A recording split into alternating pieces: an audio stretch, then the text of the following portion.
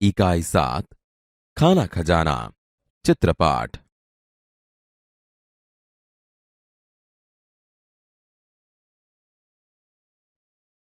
चूहा।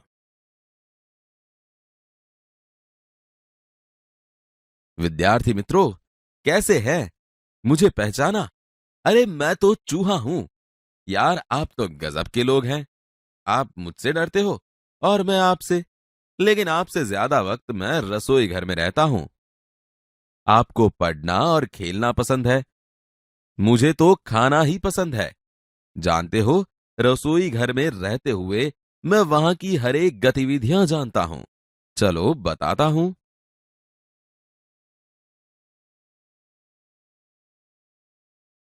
देखिए, यह रसोई घर है। माताजी रसोई बना रही है। वह गेहूं के आटे से चौका पर पिल्ला रखकर बेलन से रोटी बेल रही है। ॐ माताजी के पास ही दादी माँ भूर्भुवः बैठी है। स्वः वह पूजा पाठ कर रही है। तत्सवितुर्वरेण्यं भर्गो देवस्य धीमहि धियो यो नः प्रचोदयात्। आपके जैसा लड़का भोजन कर रहा है। उसने थाली में रोटियां, सब्जी, कटोरी में दाल और गिलास में पानी लिया हुआ है। रसोई घर में कितने बर्तन हैं? विद्यार्थी मित्रों, स्कूल में आप जैसे झूले पर झूलते हो, वैसे ही हम इन बर्तनों पर खेल खेलते रहते हैं। यह देखो, लड़के के सामने कलसा रखा हुआ है। वह पानी से भरा हुआ है। इसके ऊपर ढक्कन रखा हुआ है। माताजी के पास गैस की अंगूठी है। इसके ऊपर कुकर रखा हुआ है। रसोई घर के कोने में गेहूं के आटे से भरा हुआ स्टील का डब्बा है। आटे को साफ करने के लिए डिब्बे में चलनी भी है। वो मैं हर रोज देखता हूं।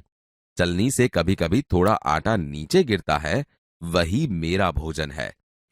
सामने दीवार पर एक अलमारी रखी हुई है। आपके घर में भी अलमारी है ना? देखिए, अलमारी में छोटे छोटे जार रखे हैं।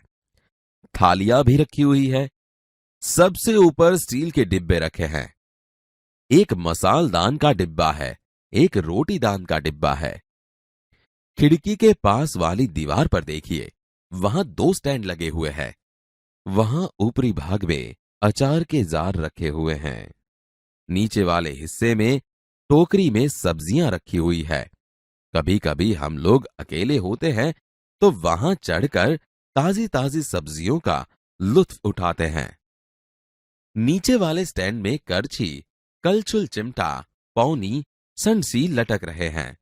विद्यार्थी मित्रों, रसोई घर तो आपका था, लेकिन मेरी तरह आप सभी बर्तनों को पहचानते थे? मैंने सभी बर्तनों का परिचय करवाया ना?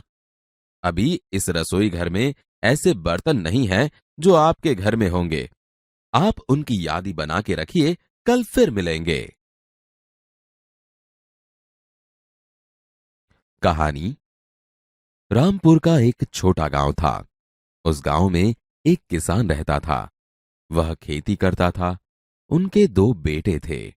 दोनों बेटे आलसी थे। वे कुछ भी काम धंधा नहीं करते थे और आपस में लड़ते झगड़ते ही रहते थे। किसान ने अपने बेटे को बहुत समझाया, लेकिन वे कुछ भी नहीं समझते थे। किसान की चिंता बढ़ती ही जाती थी। अपने बच्चों को समझाने का किसान ने नया तरीका ढूंढा। उन्होंने अपने दोनों बेटों को बुलाया। एक बेटे को लकड़ियों का एक गट्ठर लाने के लिए कहा। लड़का गट्ठर ले आया। किसान ने इस गट्ठर को तोड़ने के लिए दोनों बेटों को कहा।